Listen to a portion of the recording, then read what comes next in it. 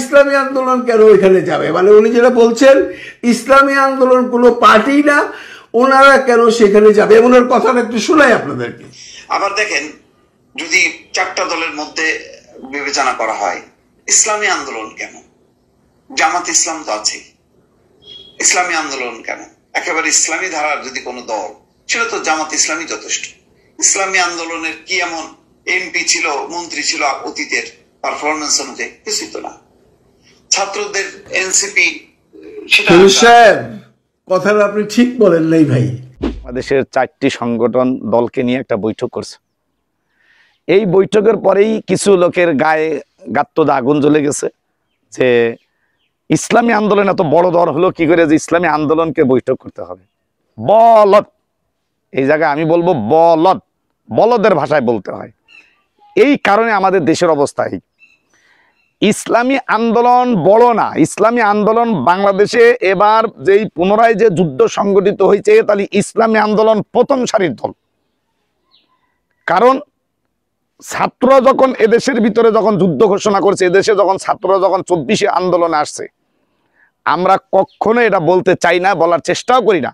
কিন্তু কেউ যদি আমাদের নিজ জায়গা থেকে কেউ অপমান অপদস্থ করতে চায়, হ্যাঁ প্রতিপূর্ণ করতে চায়, তাহলে তো সেটা বাধ্যতামূলক সেখানে ইতিহাস তুলে ধরতে হয়, বাধ্য হয়। আমরা বলতে চাই না, আমরা সব সময় বলি যে 24-এর গণ অভ্যর্থনের সমস্ত মানুষের মাধ্যমে হয়েছে 100%। এটা একত্র কৃতিত্ব নেওয়ার কিছু নাই, এক জায়গায় কৃতিত্ব নেবে ছাত্ররা, বাদ বাকি আমরা সবাই ছাত্রদেরকে সহযোগিতা করছি। কিন্তু যখন ইসলামী আন্দোলনের গায়ে আঘাত দিয়ে কেউ কথা বলে ইসলামী আন্দোলন এত বড় দল হলো কি করে, এই ব্যাকুবরে বলতে হয়, এই ব্যাকুব তুমি ওই দিন কোথায় ছিলা? ওই দিন কোথায় ছিলা যেই দিন 5 তারিখে গুলির সামনে যেদিন ছাত্ররা দাঁড়াইতে পারে নাই, 5 তারিখে ঢাকা যেদিন শুধু গুলি আর গুলি কারফিউ জারি ছিল, সেই দিন তোমার মতো মহারথী কোথায় ছিলে? কিন্তু সেই দিন ইসলামী আন্দোলনকে আজকে ছোট বলো কোন লজ্জায়?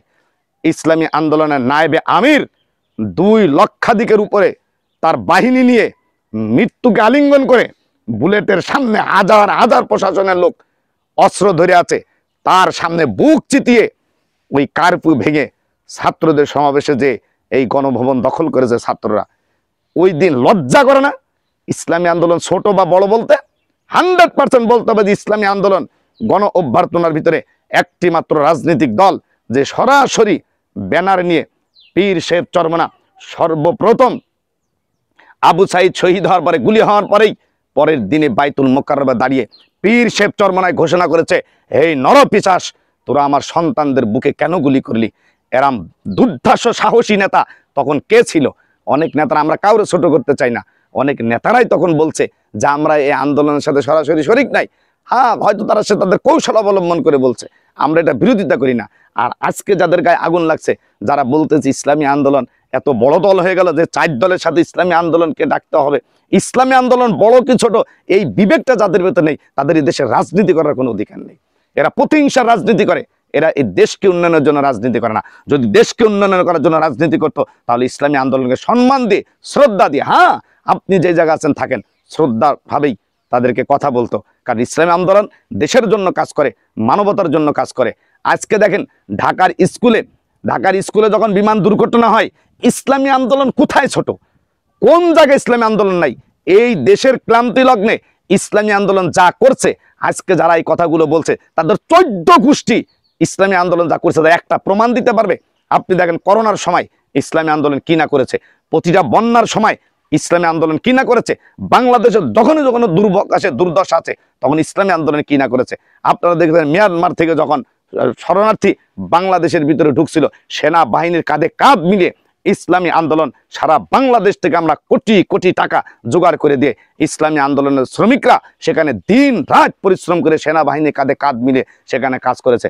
বাংলাদেশ সহ বিভিন্ন দেশের যারা মানবতাকারীরা আসছিলেন, তারা ইসলামী আন্দোলনকে ধন্যবাদ দিয়ে, লজ্জা করে না? লজ্জা নাই ইসলামী আন্দোলনকে ছোট করে কথা বলতে?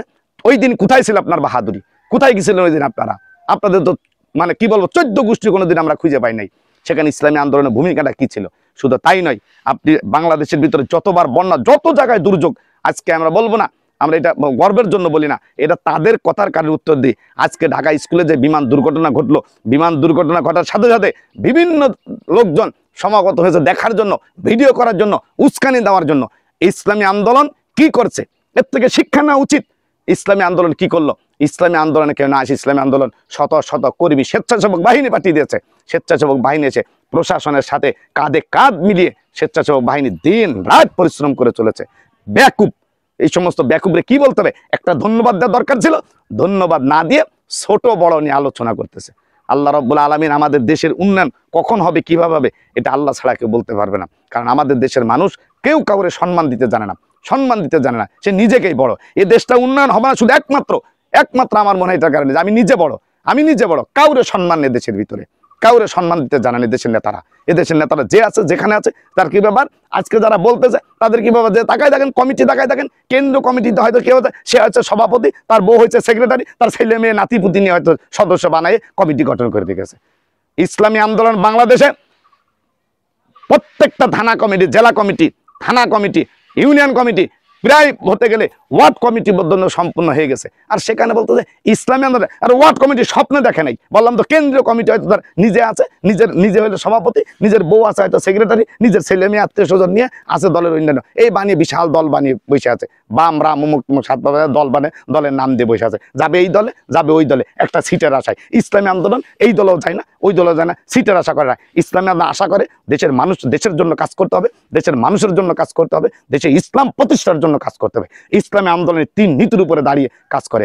ইসলামী আন্দোলন কখনো তার নীতি এবং আদর্শ থেকে এক চুল পরিমাণও ইসলামী আন্দোলন বিচলিত হয় না। এই জন্য ইসলামী আন্দোলন নিয়ে কথা বলতে গেলে একটু ভেবে চিনতে হিসাব করে কথা বলতে হবে। আর যদি ভেবে চিনতে রাজনীতির নেতাদেরকে সম্মান না দিয়ে, এক রাজনীতির নেতা আরেক রাজনীতির নেতাদেরকে সম্মান না দিয়ে কথা বলার শিখতে না পারে, তাহলে এদের রাজনীতি করার কোনো মানে দরকার বা যুক্তিকতা মনে করি না। আল্লাহ পাক রব্বুল আলামিন আমাদের এই কথাগুলোকে বুঝে তার উপরে চলার তৌফিক দান করুক। আমার কথায় কেউ কষ্ট নিয়েন না, কষ্ট পাওয়ার মতো আমি বলি নাই। কারণ যারা রাজনীতি করেন তারা অবশ্যই একে অপরকে সম্মান দেন। যতদিন পর্যন্ত আমরা একে অপরকে সম্মান দিতে না পারবো, ততদিন পর্যন্ত আমরা দেশে কোনো উন্নয়ন করতে পারবো না। এটা আমি ছোট মানুষ, আমার ছোট ধারণার থেকে বললাম। আমরা যখন সম্মান দিতে পারবো, যেই জায়গায় আপনার 10 জন লোক থাকুক, আপনার 10 জন লোকের কাছে আপনার সম্মান আছে। আপনার 2 লক্ষ লোক থাকুক, আপনার 2 লক্ষ লোকের কাছে আপনার সম্মান আছে। আপনার 50 লাখ লোক থাকুক, 50 লাখ লোকের কাছে আপনার সম্মান আছে। একটা লোকের পরিবারে 5 জন লোক আছে, এই 5 জন লোকের কাছে তার একটা সম্মান আছে। যার যেখানে যতটুকু সম্মান আছে, যে যেখানে যতটুকু সম্মান শ্রদ্ধা পাওয়ার যোগ্য, আমরা তাকে সেই জায়গায় যদি বসানোর চেষ্টা করি, বসাই দিই সম্মান শ্রদ্ধার সাথে। হ্যাঁ, আলোচনা সমালোচনা করতে হবে, সমালোচনা করব, গঠনমূলক সমালোচনা করব। এক রাজনীতি নেতা আরেক রাজনীতি নেতার ভুল ধরিয়ে দেবো গঠনমূলক সমালোচনার মাধ্যমে। তাহলে আমাদের দেশ উন্নয়নের দিকে এগিয়ে যাবে, এই আশা রাখি। আল্লাহ হাফেজ।